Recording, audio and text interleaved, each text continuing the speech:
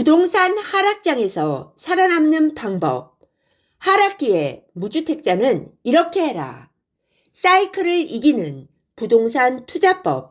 오늘은 대치동 키즈라는 블로거가 쓴 부동산 하락장에서 살아남기라는 책을 통해 2022년부터 시작된 부동산 하락장에서 무주택자는 어떻게 해야 하는지 알아보겠습니다. 이 책의 저자인 대치동 키즈는 2007년부터 부동산 투자를 시작했으며 2009년 금융위기 하락장을 경험한 후 재기하여 하락장에서도 흔들리지 않는 부동산 자산 운용 시스템을 고안했다고 합니다. 현재 이웃수 6만 명 이상을 보유한 블로그를 운영하고 있는데 그 블로그에서 나눈 2,000건 이상의 댓글 사연을 모아 무주택자, 1주택자, 다주택자로 정리하여 해법을 제시한 결과물이 바로 이 책입니다. 이 책은 2022년을 기점으로 부동산 시장은 상승장 정점을 지나서 쇠퇴기를 맞고 있다는 말로 시작합니다. 부동산 시장은 크게 바닥기, 회복기, 상승기, 급등기, 쇠퇴기, 바닥기의 사이클을 보이는데 지금은 그 중에서 쇠퇴기에 해당한다는 것입니다. 2022년을 조정기가 아닌 쇠퇴기라고 규정한 이유는 그 직전인 2021년이 역대급 급등기였기 때문입니다. 이 책에 따르면 지난 10년간 월간 아파트 상승률이 1%를 넘었던 개월수가 총 16개월이었는데 그중 15개월이 2020년에서 2021년에 몰려 있다고 합니다. 지난 부동산 상승장에서 2021년과 비슷한 시기를 찾아보자면 2006년에서 2007년 초에 해당하는 시기라고 합니다. 다만 하락기가 분명해지기 전에 지금이 하락기인지 조정기인지 알아내는 일은 불가능하다고 말합니다. 일반인들은 물론이고 부동산 투자자나 전문가들도 본격적으로 침체가 시작된 후에야 그 전의 상승장이 쇠퇴기 직전의 급등기였고 하락기의 전조였음을 뒤늦게 인식할 수 있을 뿐이라는 것입니다. 이 책은 2023년은 관성적으로 바라보던 시장을 되돌아보고 새로운 시장의 문법에 맞춰 생각을 정리하고 다시 방향을 잡아야 할 때라고 말합니다. 첫째, 무주택자는 하락장에서 어떻게 해야 할까요? 이 책은 부동산 쇠퇴기에는 무주택자로 남아있는 것도 불안하고 내 집 마련을 하는 것도 불안한 시기라고 말합니다. 첫 번째 이유는 금리 때문입니다. 집값이 20-30% 떨어졌기에 집을 사고 싶지만 금리가 2배가 되었기 때문에 대출 규모는 줄어든 반면 이자 부담은 오히려 늘어났기 때문이죠. 하지만 더 중요한 이유는 내가 사고 나서 집값이 더 떨어지면 어떻게 하지? 라는 불안감이라고 합니다. 결국 가족이 안정적으로 살 집 한 채는 있어야 하고 장기적으로 내가 산 가격보다는 올라주는 집을 사야 하는 것이 모든 무주택자의 숙제입니다. 상승장에서는 대충 어떤 집을 사도 가격이 올랐지만 하락기에는 좋은 집들도 가격이 떨어지기 때문에 이 숙제를 풀어내기가 더 어려워지는 것이죠. 이 책은 내 집 마련의 본질에 집중할 것을 권합니다. 즉, 내 집을 마련해야 하는 이유를 가격이나 부동산 사이클에서 찾지 말고 나와 가족의 생애 주기에서 찾으라는 것입니다.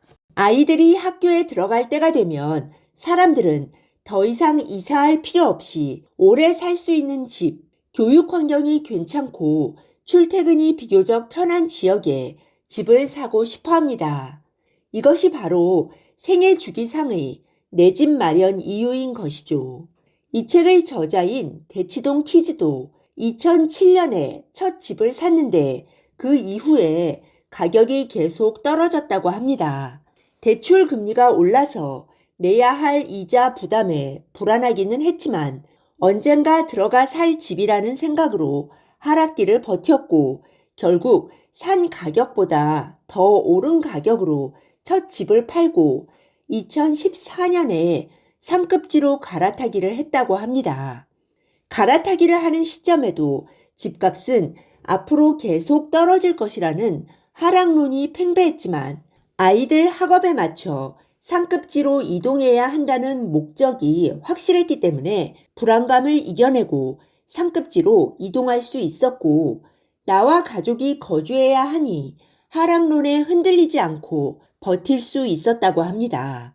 2014년에 상급지로 갈아타기를 하고 지금까지 보유하고 있다면 가격이 어떻게 되었는지는 말씀드리지 않아도 짐작하실 수 있을 것입니다.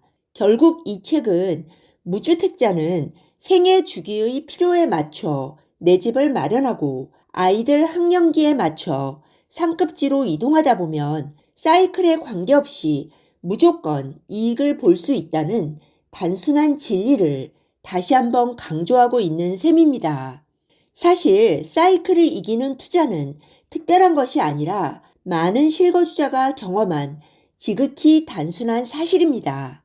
이 책은 부동산을 사고 파는 것보다 훨씬 더 어려운 일이 산 부동산을 장기로 보유하는 것이라고 말합니다. 그런데 그 어렵다는 장기 보유를 가능하게 하는 가장 확실한 방법은 엉덩이 밑에 깔고 가족이 살아가는 것이죠.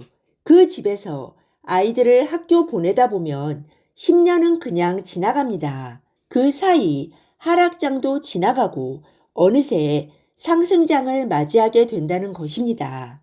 둘째, 생애 주기에 맞춰 내 집을 마련하더라도 더 좋은 타이밍이 있지 않을까요? 내 집 마련을 통해 돈을 버는 것도 중요하지만 더 중요한 것은 기회를 잃지 않는 것이라고 말합니다.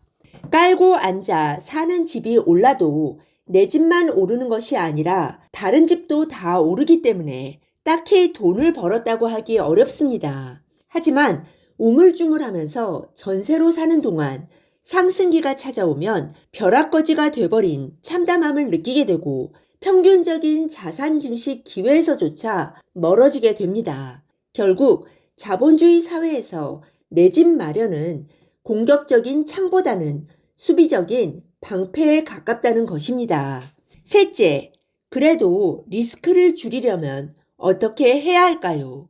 이 책은 이 질문에 대해 지금은 감당할 수 있는 집을 사는 게 중요하다고 말합니다. 많은 전문가들은 첫 집은 무리를 해서라도 최대한 좋은 것으로 사야 한다고 말해왔고 보통 사람들도 그렇게 믿고 있습니다. 하지만 쇠퇴기에는 부동산 시장의 문법이 바뀝니다.